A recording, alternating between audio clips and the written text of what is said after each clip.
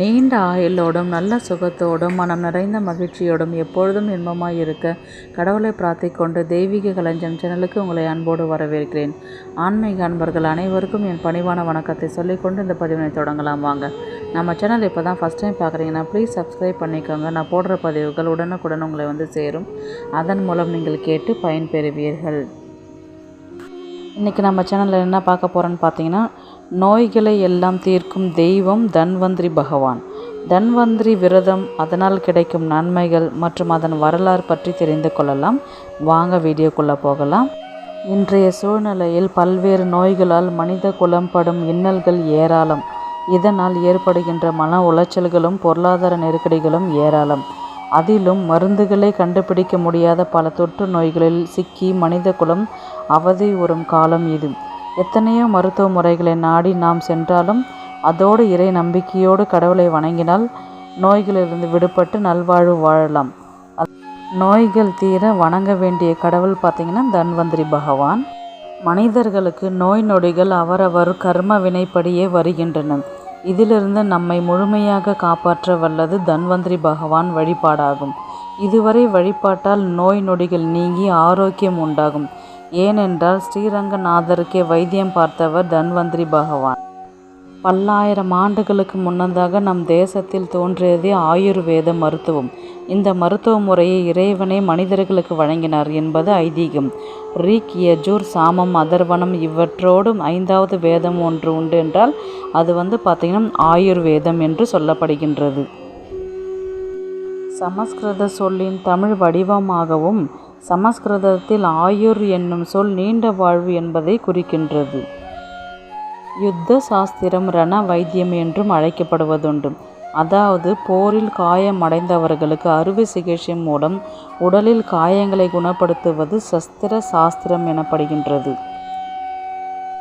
தனுஷ் என்றால் யுத்தம், தனு என்றால் வார்த்தைக்கு அம்பு, உடலை தைத்தல் என்கின்ற பொருள் உண்டு என கூறப்படுகின்றது. எனவே தன்வந்திரி என்கின்ற வார்த்தைக்கு அறுவை சிகிச்சையில் சிறந்தவர் என்று சொல்லப்படுகின்றது. ஆயுர்வேத மருத்துவத்தை மனிதர்களுக்கு வழங்கியவரே தன்வந்திரி பகவான். விஷ்ணுவின் அவதாரமே தன்வந்திரி பகவான். அதாவது இறைவனே மருந்தாகவும் மருத்துவராகவும் இருந்து மக்களை காப்பாற்றுகிறார். இந்து மத வேதங்களை மற்றும் புராணங்கள் தன்வந்திரியே தேவர்களின் மருத்துவர் என்றும் ஆயுர்வேத மருத்துவத்தின் கடவுள் என்றும் குறிப்பிடப்படுகின்றது. மக்களை காக்கும் பொருட்டு திருமால் எடுத்த 24 அவதாரங்களில் மிக முக்கியமானதாக தச அவதாரங்கள் என்கின்றோம். மத்திய, கூர்ம, வராக, நரசிம்ம, வாமன, பரசுராம, ராமன், பலராமன், கிருஷ்ணன் மற்றும் கல்கி அவதாரம். இவற்றை தவிர தாத்ரேயர், வியாசகர், கபிலர், தன்வந்திரி போன்ற வேறு பல அவதாரங்களையும் திருமால் எடுத்துள்ளார். தன்வந்திரி பகவானுடைய வரலாறு கதையாக இருக்குது. அந்த கதையை நம்ம தெரிஞ்சுக்கலாம். ஒரு சமயம் துர்வாச முனிவரின் சாபத்திற்குள்ளான தேவேந்திரன் தனது செல்வங்களை இழந்தான். அவற்றையெல்லாம் மீண்டும் பெறுவதற்காக விஷ்ணுவிடம் வேண்டினான்.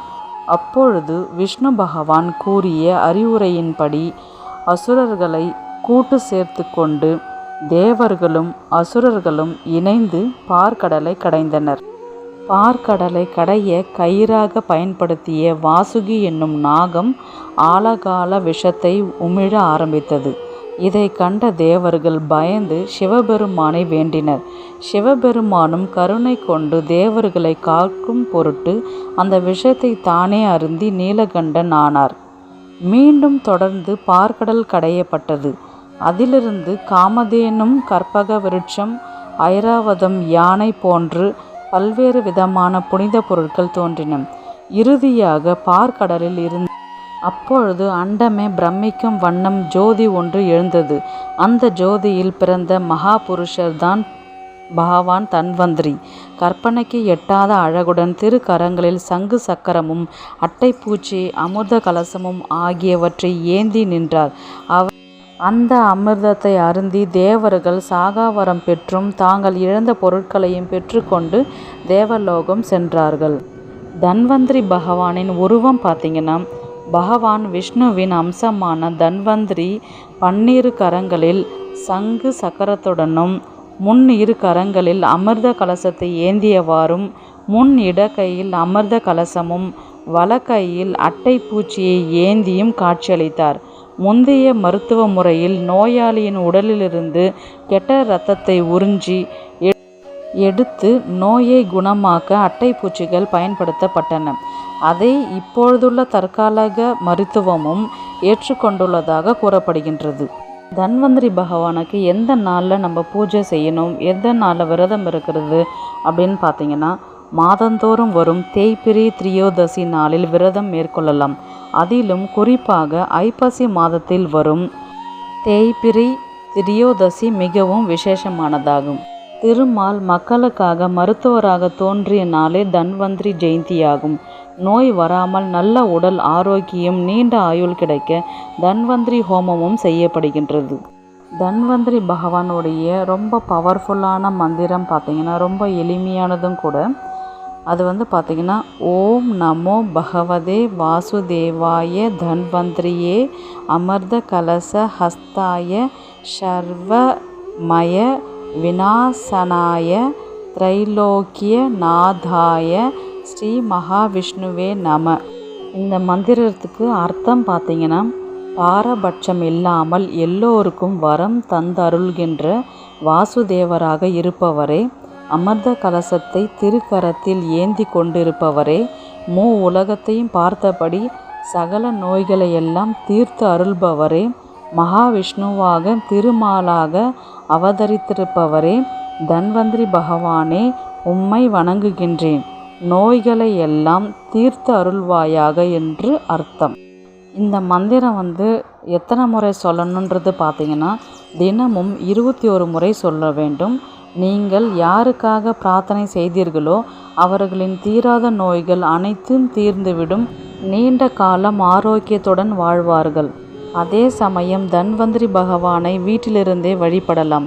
நோயாளிகள் தான் வழிபட வேண்டும் என்று இல்லை. நோய் உற்றவர்களுக்காக எவர் வேண்டுமானாலும் வேண்டிக் கொண்டு தன்வந்திரியை வழிபடலாம். தன்வந்திரி பகவானை வீட்டில் வைத்து பூஜை செய்யலாம் என்று கேட்டால் பூஜை தாராளமாக செய்யலாம். அதில் ஏதும் தப்பில்லை. தன்வந்திரி கோவில் எங்கே இருக்குதுன்னு பார்த்தீங்கன்னா, வேலூர் மாவட்டம் வாலாஜாபேட்டை அடுத்துள்ள கீழ்புதுப்பேட்டையில் தன்வந்திரி பகவானுக்கு தனி கோவில் உள்ளது. கலியுகத்தில் அழியாமல் இருக்க 54 கோடி தன்வந்திரி மகா மந்திர ஒளிகளுடன் தோன்றிய மகத்தான தலம் என்ற பெருமையும் இந்த கோவிலுக்கு உண்டு. அந்த கோவிலின் சிலைக்கு பெயர் பார்த்தீங்கன்னா ஆரோக்கிய லக்ஷ்மி என்பதாகும். நீங்கள் டைரெக்டாக பூஜை செய்கிற மாதிரி இருந்துச்சுன்னா நீங்கள் டைரெக்டாக அங்கே கூட போய் பண்ணிக்கலாம். இந்த வீடியோ உங்களுக்கு பிடிச்சிருக்குன்னு நான் நினைக்கிறேன். நெக்ஸ்ட் ஒரு நல்ல பதிவில் சந்திக்கலாம். உங்களிடமிருந்து விடைபெறுவது உங்கள் புனிதவதி.